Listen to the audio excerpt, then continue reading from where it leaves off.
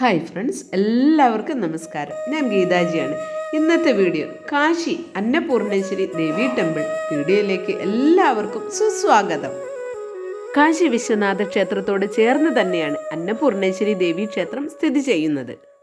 അന്നപൂർണേശ്വരി ദേവി ഭക്ഷണത്തിൻ്റെയും പോഷണത്തിൻ്റെയും ഐശ്വര്യത്തിൻ്റെയും സമ്പൽ സമൃദ്ധിയുടെയും ഭഗവതിയാണ്.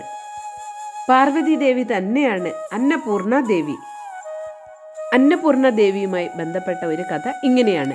ഒരിക്കൽ മഹാദേവൻ ഭക്ഷണത്തിന് പ്രാധാന്യമില്ലെന്ന് പ്രഖ്യാപിക്കുന്നു. ഭക്ഷണമില്ലാതെയും ജീവിക്കാനാകുമെന്ന് അദ്ദേഹം പറഞ്ഞത്. എന്നാൽ ഭക്ഷണത്തിനുള്ള പ്രാധാന്യം എന്താണെന്ന് മനസ്സിലാക്കി കൊടുക്കുവാൻ തന്നെ പാർവതി ദേവി തീരുമാനിച്ചു. ഇതിനായി ദേവി സ്വയം അപ്രത്യക്ഷമാവുകയും ഭൂമിയിലുള്ള സകല ഭക്ഷണവും ഭക്ഷണത്തിൻ്റെ സ്രോതസ്സുകളും അപ്രത്യക്ഷമാക്കി. അധികം വൈകാതെ തന്നെ മഹാദേവന് ഭക്ഷണത്തിൻ്റെ പ്രാധാന്യം എന്താണെന്ന് ബോധിച്ചു. പാർവതി ദേവിക്ക് മുന്നിൽ ഭക്ഷണം ലഭിക്കാൻ പാത്രവുമായി യാചിച്ചു നിൽക്കേണ്ടിയും വന്നു. ഭക്ഷണത്തിൻ്റെ ദേവിയായി പാർവതി ദേവി മാറിയത് ഇങ്ങനെയാണ്.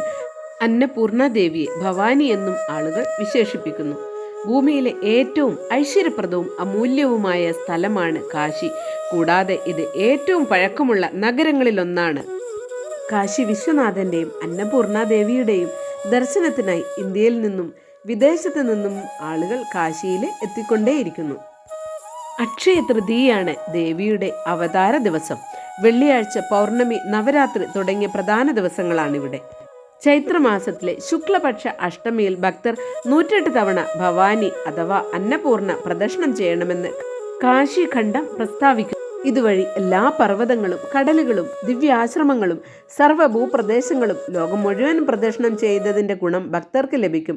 ഭക്തർ ഈ ദേവനെ ദിവസവും 8 തവണ പ്രദക്ഷിണം ചെയ്യുകയും അന്നപൂർണയെ ആരാധിക്കുകയും വേണം. കാശിയിൽ ഭക്തർക്ക് എന്തെങ്കിലും ബുദ്ധിമുട്ടുകൾ നേരിടേണ്ടി വന്നാൽ അന്നപൂർണ മാതാവിനെ ആരാധിക്കണം. അവർക്ക് എല്ലാ ഐശ്വര്യങ്ങളും ലഭിക്കുകയും തടസ്സങ്ങൾ നീങ്ങുകയും ചെയ്യും. അന്നപൂർണയുടെ മഹത്വം കാശി ഖണ്ഡ് വിവരിച്ചിട്ടുണ്ട്. അന്നപൂർണ ദേവി ക്ഷേത്രത്തിലാണ് അന്നപൂർണ ദേവി സ്ഥിതി ചെയ്യുന്നത്. ക്ഷേത്രത്തിൻ്റെ അടുത്തൊക്കെ ഭയങ്കരമായിട്ട് ഇടുങ്ങിയ ഗലികളാണ്. ഇത് വിശ്വനാഥ ഗലി എന്ന പേരിലാണ് അറിയപ്പെടുന്നത്.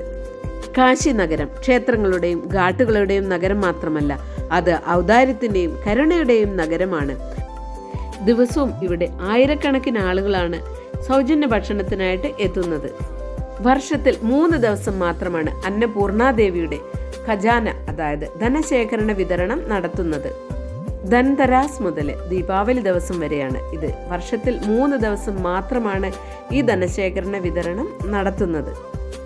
ഈ ധനം വീട്ടിലിരിക്കുന്നിടത്തോളം കാലം ആ വീട്ടുകാർക്കും വീടിനും അമ്മയുടെ അനുഗ്രഹം എന്നും എപ്പോഴും ഉണ്ടായിരിക്കും. ഈ ദിവസങ്ങളിൽ ഇത് സ്വീകരിക്കുന്നതിനായിട്ട് നാനാ തുറകളിലുള്ള ആളുകൾ എത്താറുണ്ട്.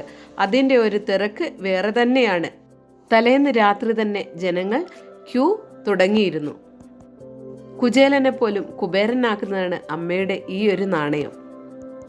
അന്നപൂർണ ട്രസ്റ്റാണ് പ്രസാദ വിതരണം നടത്തുന്നത്.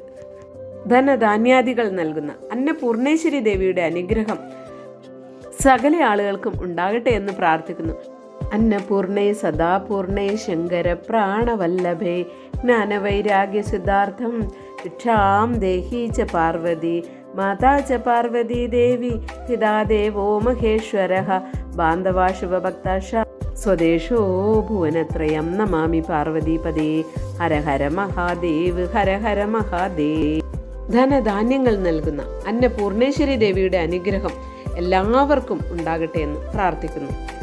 അന്നപൂർണേശ്വരി ദേവി ക്ഷേത്ര വീഡിയോ നിങ്ങൾക്ക് ഇഷ്ടപ്പെട്ട് കാണുമല്ലോ.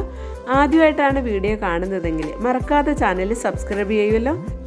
നിങ്ങളുടെ വിലയേറിയ കമൻറ്റ്, ലൈക്ക്, ഷെയർ ഒക്കെ പ്രതീക്ഷിക്കുന്നു. മറ്റൊരു വീഡിയോയിലൂടെ നമുക്ക് വീണ്ടും കണ്ടുമുട്ടാം. ഹര ഹര മഹാദേവ്.